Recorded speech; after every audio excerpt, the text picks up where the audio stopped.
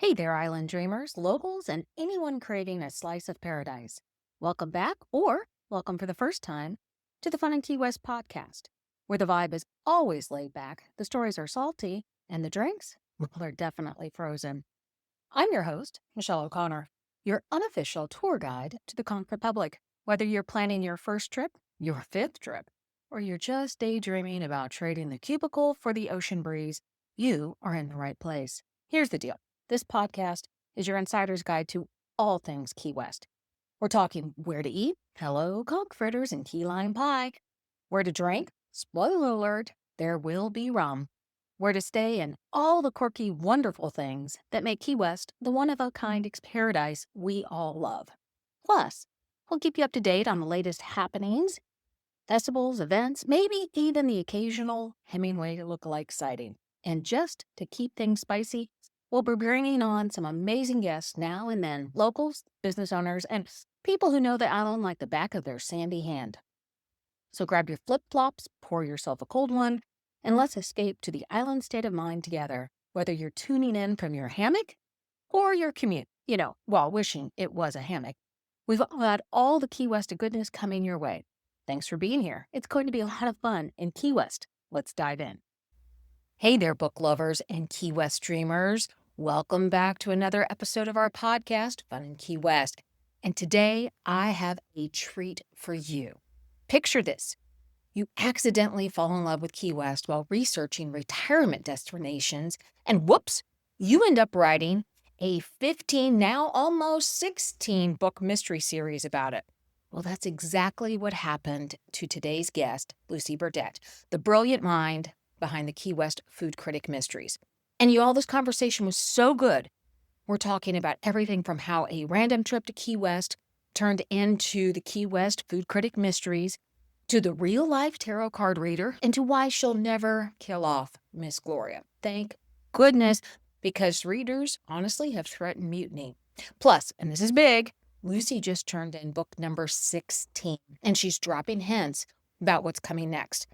It involves safe custody exchanges, naturally, Haley Snow getting pulled into chaos she never asked for. So grab your Cuban coffee, settle in, and here's my chat with the fabulous Lucy Burdette. Welcome, everybody, to our conversation today with the Fun in Key West Book Club. And it looks like right now we have about 6 people on. And so I encourage everybody to say hi. Let me know where you're from, who you are, so we can say hello. And I am so excited today that we have Lucy Burdette joining us. And for those of you who don't know Lucy, well, you need to get to your local bookstore really quick, because anything and everything about Key West is around food, and we talk about that. But more than anything, it's about the Key West Food Critic Mysteries. And that was one of the books we read earlier this year. But what I was looking at as I was doing some research, and I'm not sure a whole lot of people know this, Lucy Burdette is a pen name for an alter ego of yours. That's right.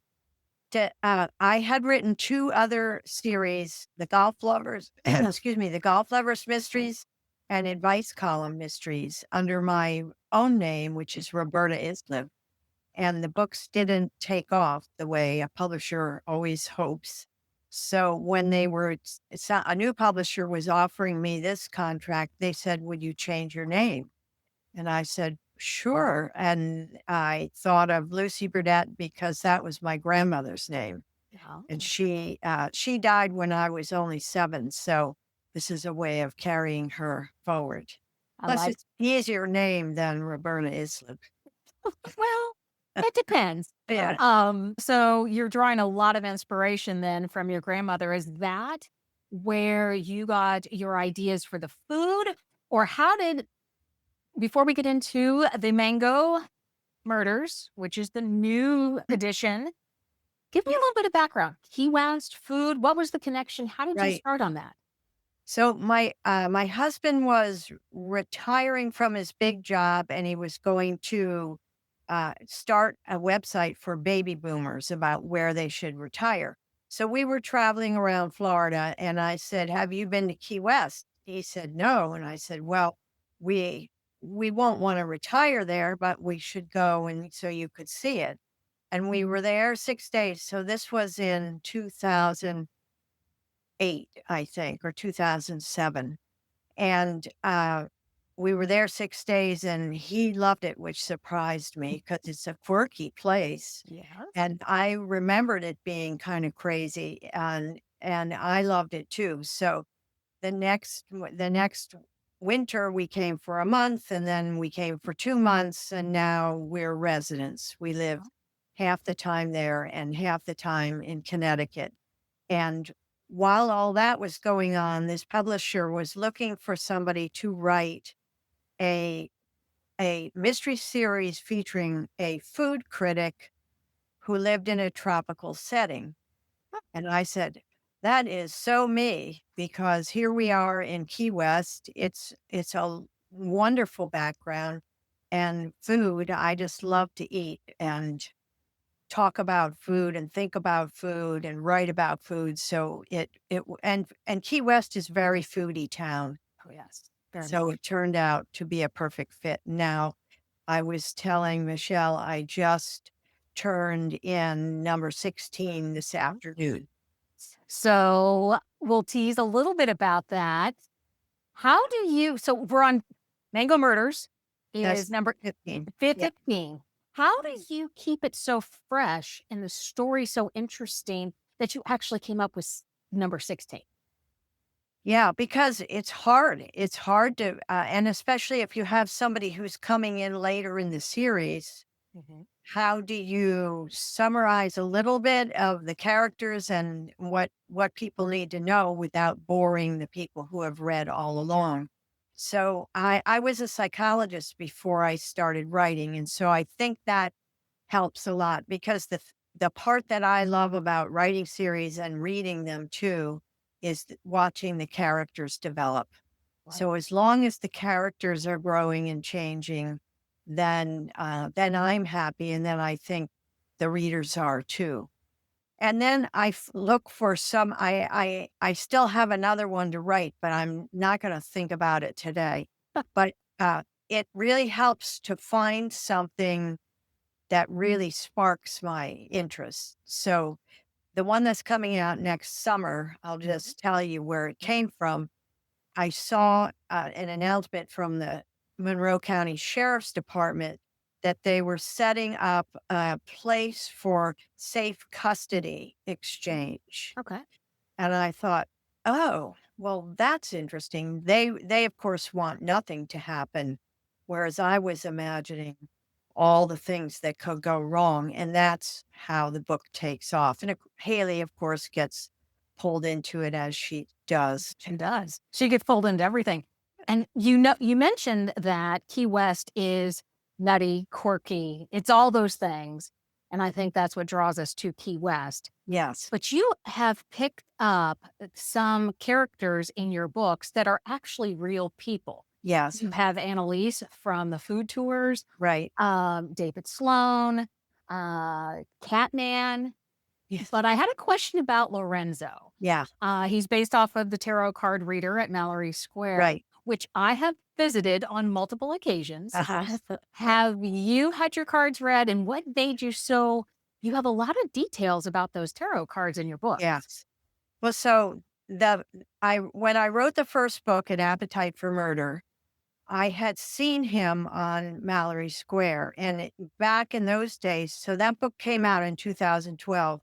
I don't know if you would remember, but he used to wear a turban and he had makeup on, and he was all dolled up.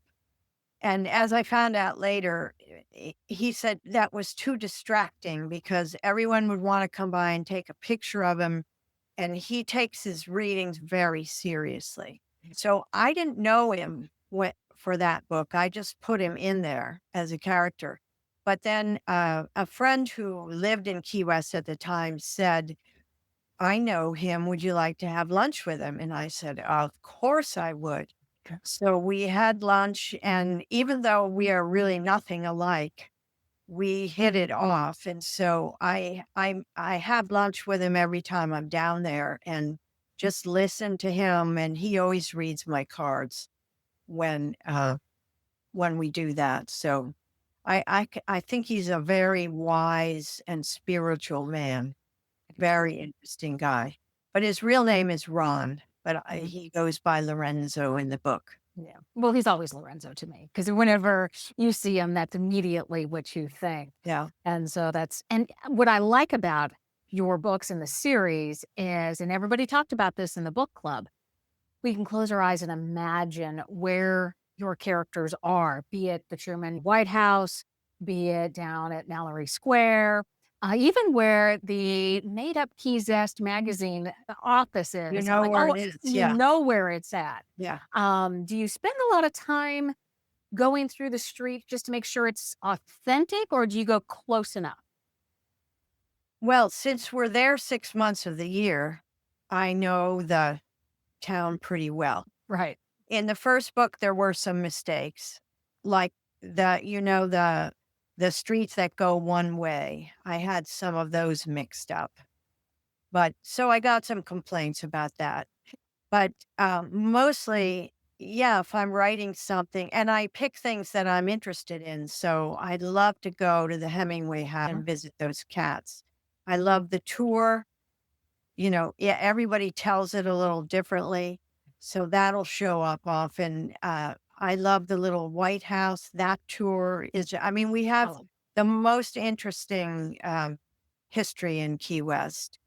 And the book A Dish to Die For that had the Women's Club in it, I didn't even know. Have you been to the Women's Club? yes. Yes. So I didn't even know it was there. And Wow. a friend came to visit and she said, I'm just going to go out and look around. And she came back and said, you've got to see this place and it's gorgeous. So then I've gotten, of course, very involved with it because I helped them edit their new cookbook last summer. That's when and so that's part of the mystery. But so I'm like a magpie, whatever shiny bit I see, it gets worked in. And I did the Citizens Police Academy and the Sheriff's uh, Police Academy. And so then Wow. I take all kinds of stuff from that too. Oh, cool. Yeah. Yeah, I love, the women's club because in Christmas, they have it all Oh, it's decorated for gorgeous. Christmas. It's Yeah. gorgeous. I tell everybody, go check it out. And I encourage everybody, we do Historic Marker Monday. And so every Monday we talk about a historic marker. And it's like, as we were going through and doing your first book, it was like, "Oh, there's that historic I know where that historic marker is. Oh, I know where that historic marker is." And so that's really cool. I wanna do a shout out. Kat is from Fort Orange, St. Augustine, and she lived on Petronia in Key West during 2011. So Oh, she's joining us. But I have to say, the Mango Murders, you have it start off with a bang. yes. And there's a little bit of a history story behind why you had it start that way. Why Right. did it start that way?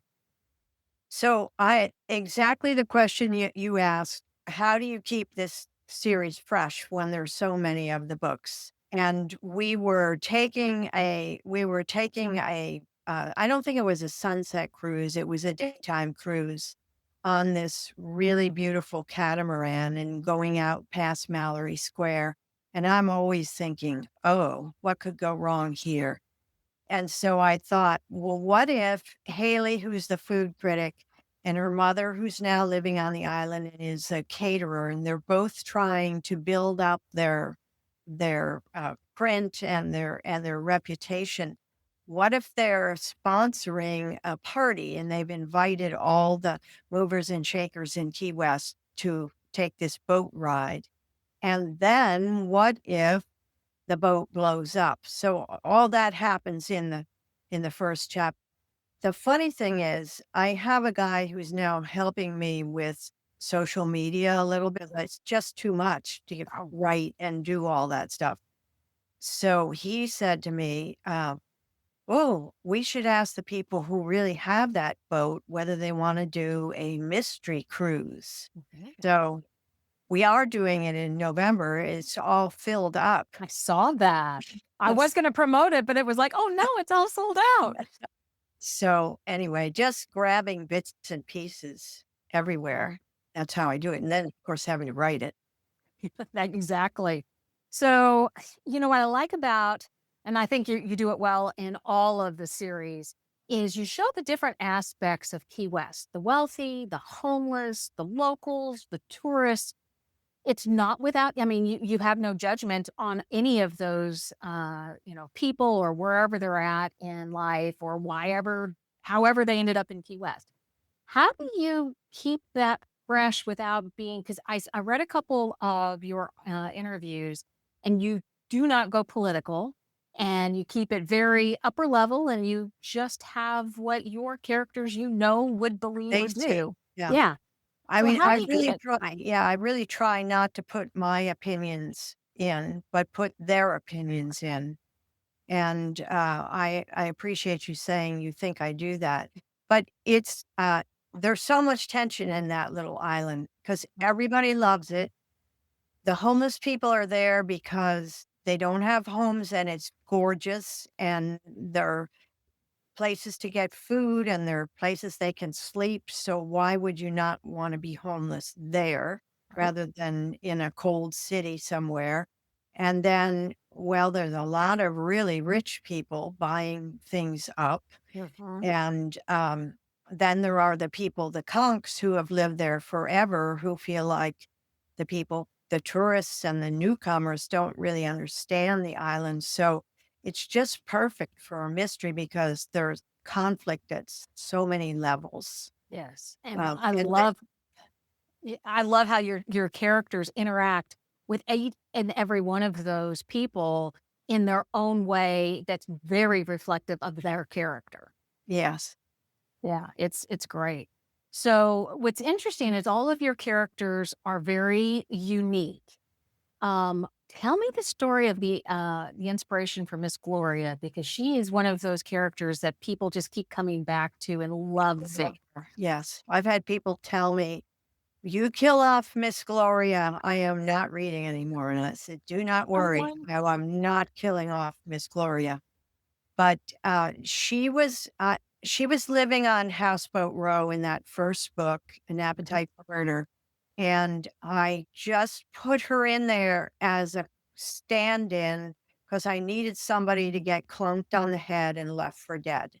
That's as much as I had thought about her, honestly. Oh, And then, she came to life. You know, Haley went to see her in the hospital, and she had all these funny things to say, and then they got to be friends, and now there was a whole discussion on this blog that I, uh, write on often, Jungle Red Writers, about characters and how some people said, "Oh, Miss Gloria, I don't like the books where she's so strong because I know she's going to do outrageous things."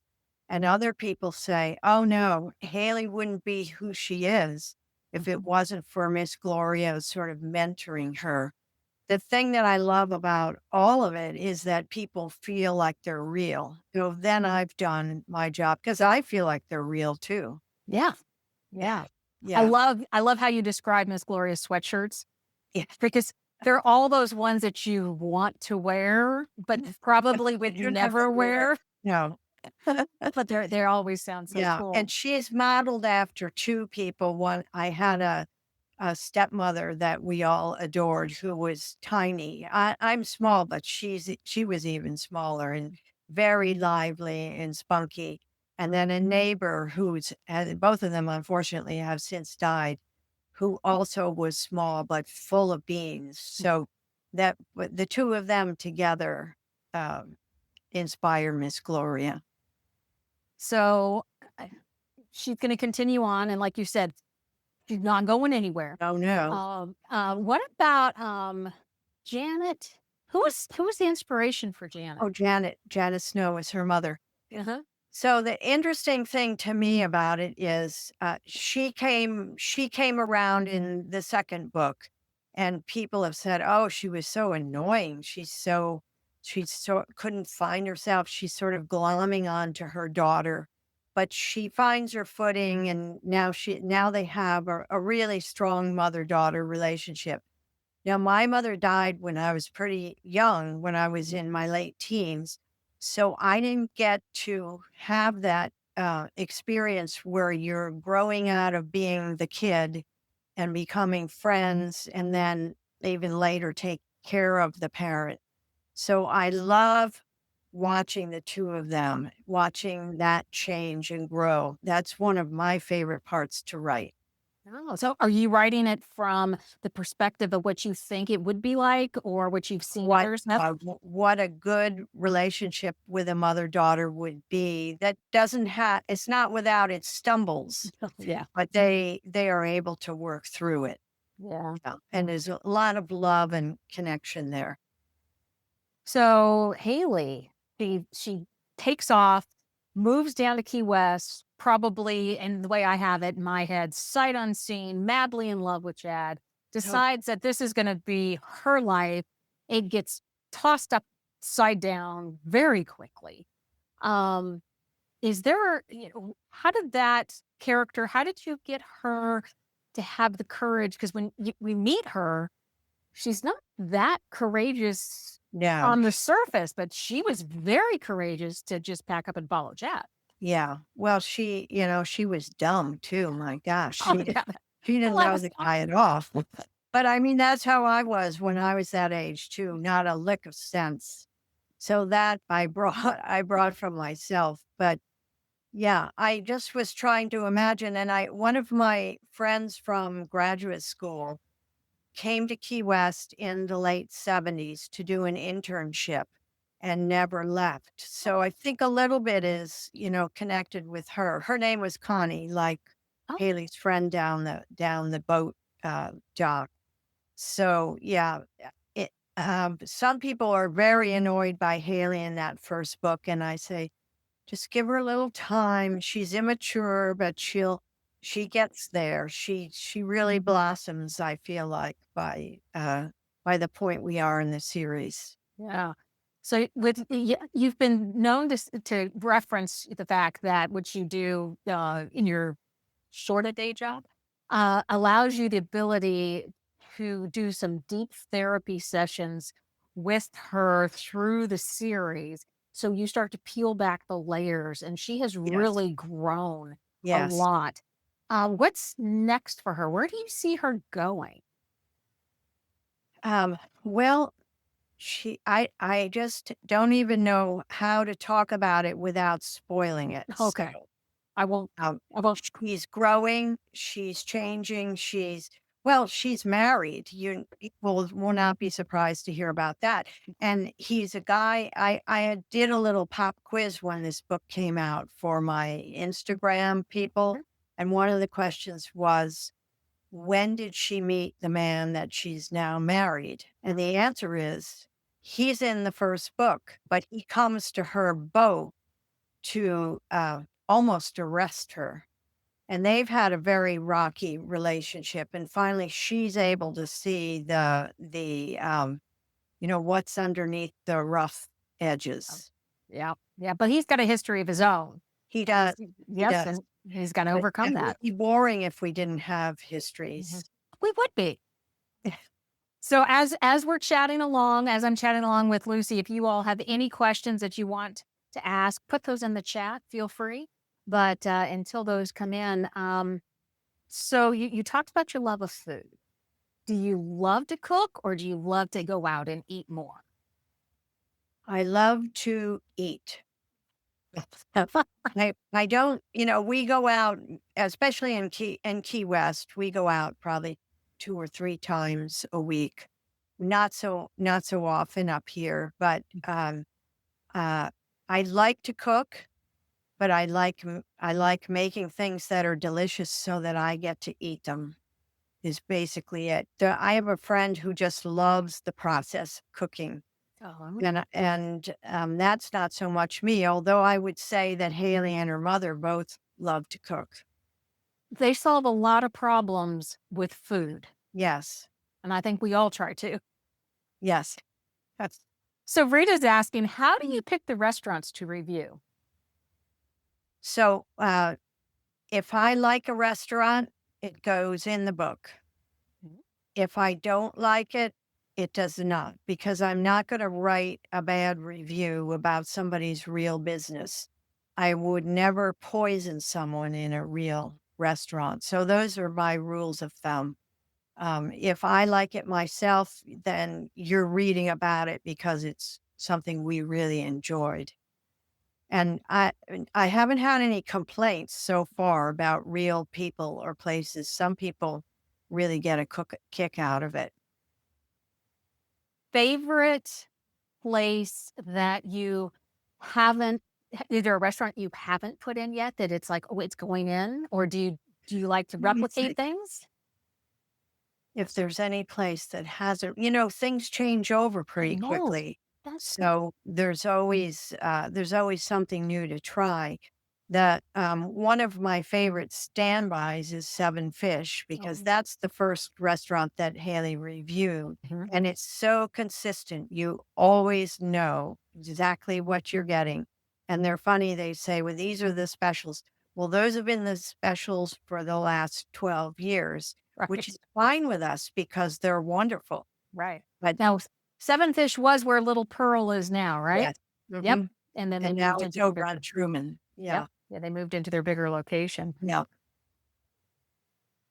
Yep, so Seven Fish Sabrina just asked that, Seven Fish at the new location or the old location? Thank you, which one did you put in the book? It was in the book at the old, it was the old location because you see her in a scene walking by the cemetery, which was near the old restaurant. And it was a lot different. It was small and quirky, although you couldn't hear a darn thing in there. You still can't. No, no, no. You still can't. Yeah. But that's what makes it cool. Yeah. And Rita's saying that was a lot more intimate location. I would Yeah. agree. Yeah. Yeah. Yeah. But the demand was just outstanding enough for them to find a new location. Yes. And then along came the pandemic, and thank goodness Mhm. they survived it because oh boy, that was it was tough time everywhere. But we were down there when they closed the keys. Mhm. They actually literally closed them off, and Yes. you could not come down, no Nope. visitors unless you were there already. And the whole town was shut down, and we Yep. would ride our bikes around, and it was a ghost town, no restaurants. It was a strange time. Yeah, we were one of the first people coming back down after they reopened. And so we were doing a lot of, hey guys, come on down. It's open. You can come here and eat. If you're afraid to go inside, here, Outdoors, yeah. yeah, here's the outdoor patio you can sit at. We were at Locky Da, we were at Caroline's, we were at all these places. And it was very odd time, very Yes, odd for it is. sure. Yeah. Is there a go-to place in Key West that is like, as soon as you come home, this is the first place we're going, don't care, bags go down, this is where we're going? I already have this in my mind. It's Clemente's on Fleming, right Huh? across from the Key West Island bookstore, Huh? which is an adorable little bookstore where they have all my books and a lot of local authors. But we go there first, get a pepperoni pizza Ooh. and a beer, sit out at the table. That's probably where we'll go this year too. First place, I get it. Yeah. And yeah, and Key West Island Bookstore, they're amazing over there. A great supporter of our book club. So you guys can give them a call and let them know you're with the book club, and they will give you, if they have it in stock. They said that they would ship it to you at a discount or probably for free to ship it for shipping, but of course you're going to pay for the book. Yeah. Rita says that they go to Pepe's and sit at the bar for lunch. That's their Well, that spot. sounds good too. Yeah, I love their homemade bread. There's always something there that changes.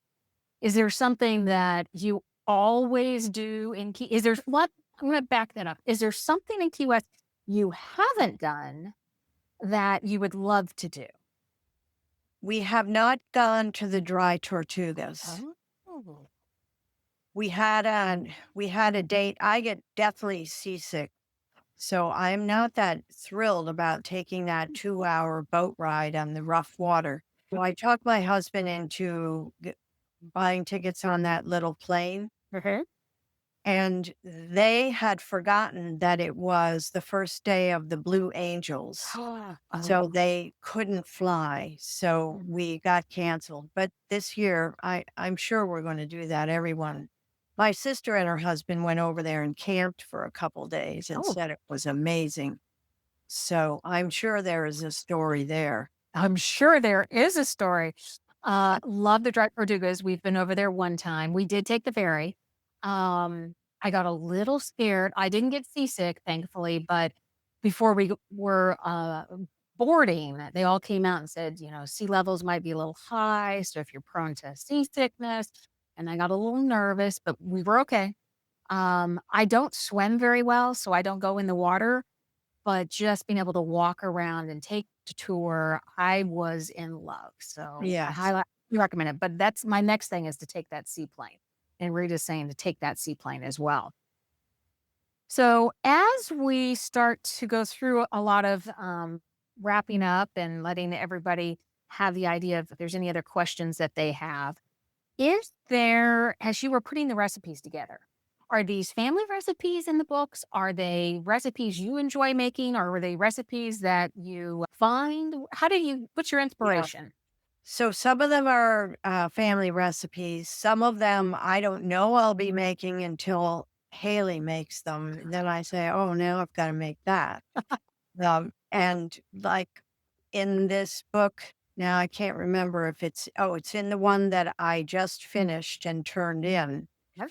She goes to the Red Shoe Island Oh, Bistro. Have you been oh, there? not yet. It's on my list. Changed names, but they have this dish that is shrimp in a red Mm. sauce that's really delicious, and I'm dying to get a hold of their recipe. Some things I can copy, but I'm not sure I could copy that and do it justice.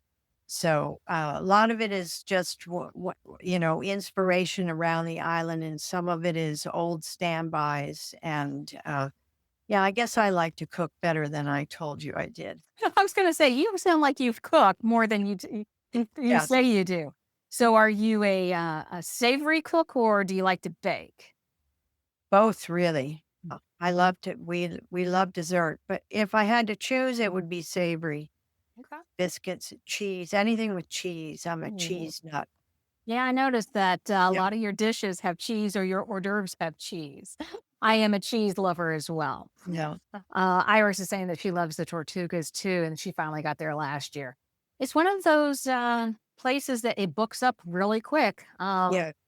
Kathy says, "Oh my gosh, she got here late. When is the next book coming out?" She's read the whole series, and it's coming out. It's coming out next July, and it might be called A Dash of Deception. Ooh. I don't know if I am in love with that title, but that's what's there so far. Unless anybody has an idea, it's hard to come up with something that's got something tropical, food, and mystery. It's not that easy. No, it's not. It's not. So, as you're going through and pulling all these together, is there a favorite book in the series you like, or you love them all equally? I do love them all. I especially loved Murder with Ganache when her I keep calling him her stepbrother, but he's not. He's her half brother. Comes down and gets sucked into the spring break crowd. I really like that book, and there's some discussion of homeless traveling teens, and there is a place there that takes in teens like that and gives them a space. So I went and talked with that woman, and so I there's a lot of heart in that book. Um, Now, other than that, each one is special. Yeah. Yeah. I have to say, I appreciate each one for its story, the characters, the evolution of where they are. I just love that. How long does it take you to write a book? It takes probably 9 months to write the draft, and then the one that I sent in today, I will get that back in 3 or 4 weeks with comments from an editor, and my husband said, "Well, how do you feel about this one?" I said, I'm happy with this one." He said, "So you don't think there are going to be a lot of problems?" And I said, "No, for once I feel like I have a writers group with two other Mhm. writers that I've known for 25 years. So they read everything and I read theirs, and I feel like we really struggled through the problems that might otherwise have gone to the editor, and then you have a lot of work to do. So Yeah.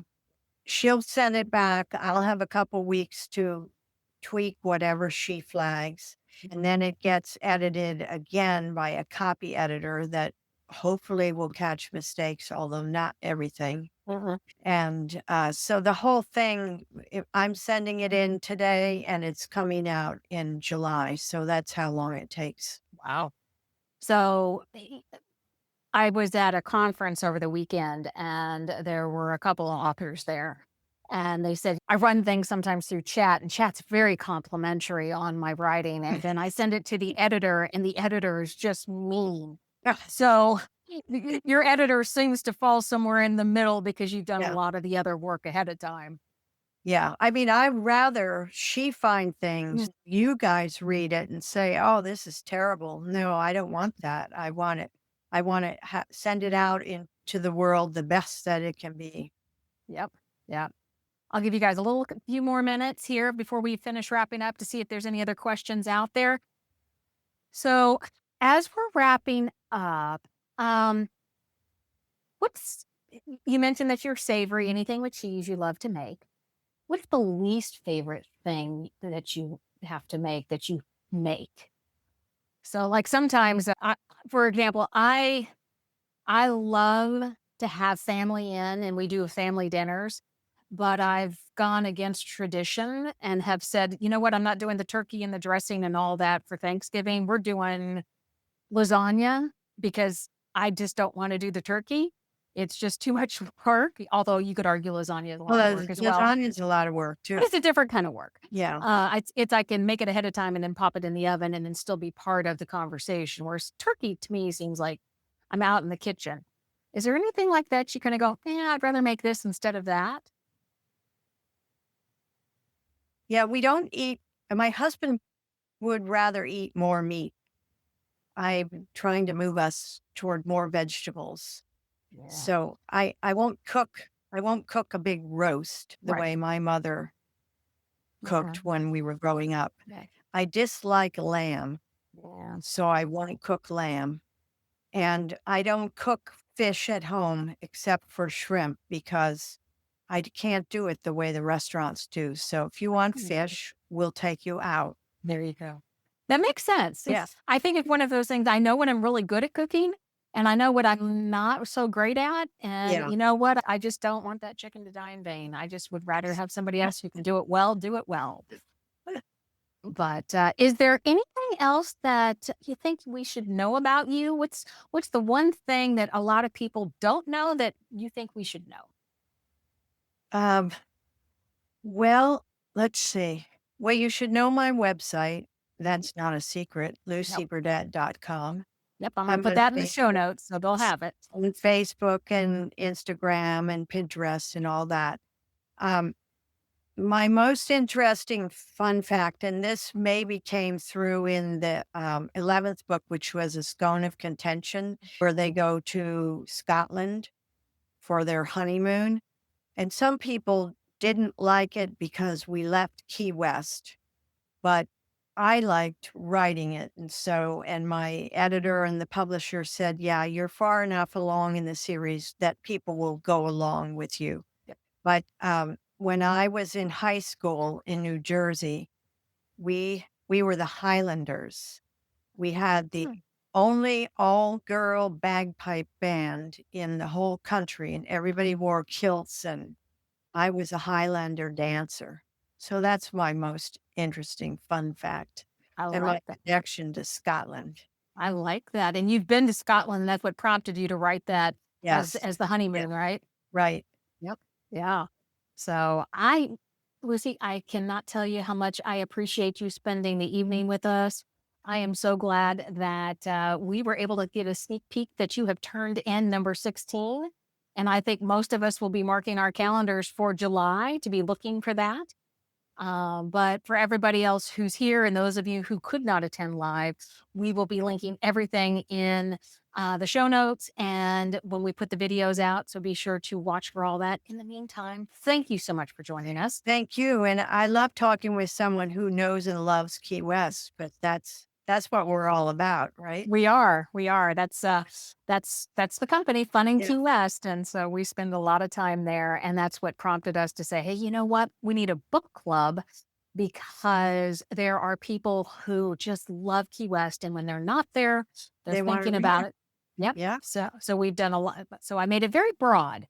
Books that are about Key West, set in Key West, have some sort of Key West connection. And so we've gone down and explored quite a few this year. But thank you so much for Thank you. joining us. Thank you so much for having me. And thanks to everybody. Thank you. Okay, guys, I don't know about you, but I think there's a bunch of you out there getting ready to book your next Key West trip and hitting up Clemente's for that pepperoni pizza Lucy mentioned. I mean, if it's good enough for the woman who's written 15, now 16 books about Key West food, it's definitely good enough for me. Wasn't that conversation just pure gold? From Miss Gloria's origin story to Lorenzo reading Lucy's tarot cards, I could honestly listen to her talk about Key West characters all day. Now, if you're sitting there thinking, I need these books in my life immediately, and honestly, I agree with you, I've got you covered. Head over to the show notes where you'll find Lucy's website, plus an Amazon link to snag all of her Key West food critic mysteries. And as an Amazon associate, I do earn a commission on qualifying purchases. But I'm going to give you fair warning. Once you meet Haley Snow, you're going to want to binge the entire series. And speaking of books, if you're loving these author chats and want more Key West literary vibes, come join our Fun in Key West book club. We read everything from mysteries to memoirs as long as it's got that Key West connection. The link to sign up is also in those show notes, and trust me, it's like having a book club that meets in paradise, even when you're stuck at your desk dreaming of island time.